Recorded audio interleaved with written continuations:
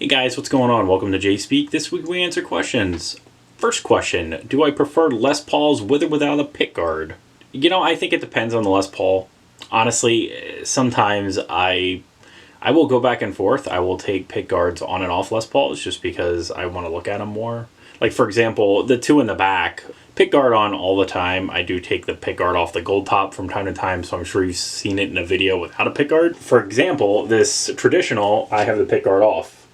And it's just so I can see more of the flame. So, you know, I think it just varies, you know, what I end up doing. I go back and forth. Question 2, do I spend equal time playing acoustic as electric? No, probably not. Nowadays, I've been gigging acoustically, so I tend to play a lot of acoustic. You know, when I seem to get a new pedal, that seems to fuel the electric thing. You know, I've gotten a couple new amps recently. I've been playing those more, so that's been really nice. They both have their merits, you know.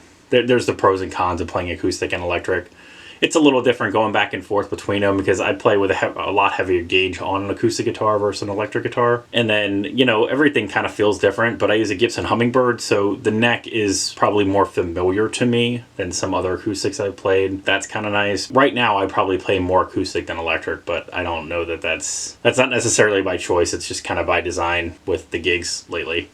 Question 3, what sounds better in the room, the Marshall Astoria Dual or the Friedman Dirty Shirley 40? In the room, I think the Friedman actually sounds better. It's smoother. Marshall kind of has that, I talk about it all the time. I don't know whether to call it hair or unpredictability, but it sounds like it fluctuates more than a Friedman does, where a Friedman it's just kind of sweet sounding all the time, where the Marshall has ups and downs of sweet spots. And I don't know if that's just the ones I played or the tube life in them, or who knows, I don't know. I will say that they sound radically different cab to cab.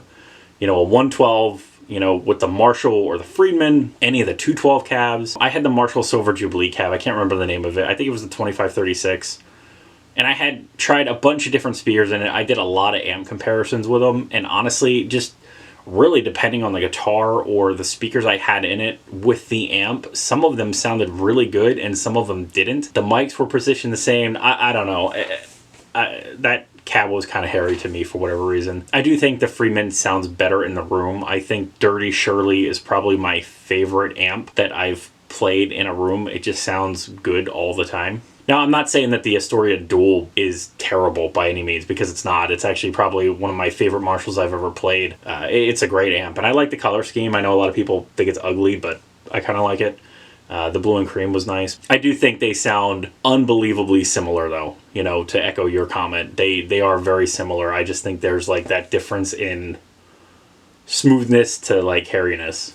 If you have any questions or comments, please leave them below. As always, thanks for watching. Remember to like, share, and subscribe. Many more videos to come. Don't miss one sub.